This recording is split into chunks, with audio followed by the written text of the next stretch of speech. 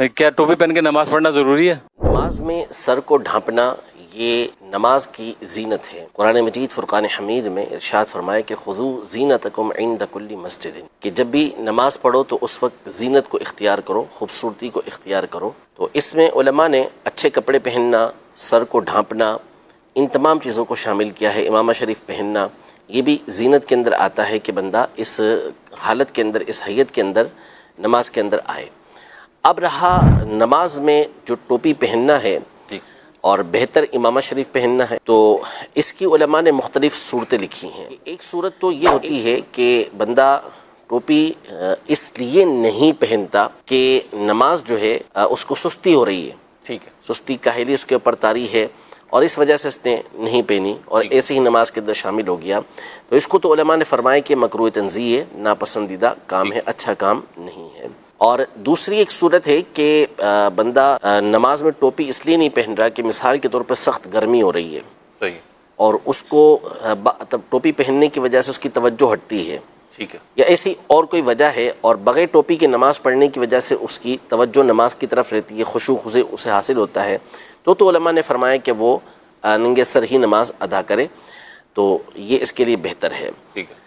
اور تیسری ایک صورت علماء نے یہ لکھی کہ جو اگرچہ ایک مسلمان سے بہت بعید بات ہے، بالخصوص جو نماز پڑھے اور اس طرح کی نیت کرے، یہ بہت مشکل ہے، لیکن بالفرض اگر ایسا ہو کہ اگر کوئی نماز کو ہلکا سمجھتا ہے کہ نماز کوئی ایسی چیز ہی نہیں ہے جس کے لیے جو ہے وہ اس طرح کی اہتمام کریں، ٹوپی پہنے یا امامہ شریف پہنے، اس لیے وہ ننگے سر پڑتا ہے، تو یہ تو نماز کی توہین کی وجہ سے کفر بن جائے گا۔ یعنی اصل وجہ نماز کی تخفیف ہوگی، نماز کو ہلکا جاننا ہوگا، لیکن یہ ایک مسلمان سے بہت بعید ہے، ایسا مسلمان سوچے، یہ بہت مشکل کام ہے۔ اچھا، اب سر ہمیشہ ڈھانپ کے رکھنا چاہیے، یہ اچھی بات بھی ہے، نبی پاک صلی اللہ تعالیٰ علیہ وآلہ وسلم کی مبارک سنت بھی ہے۔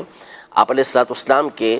غالب ترین احوال کو آپ دیکھیں گے تو اس میں آپ علیہ السلام کے سر مبارک پر امامہ شریف رہتا تھا، یا کبھی آپ علیہ السلام نے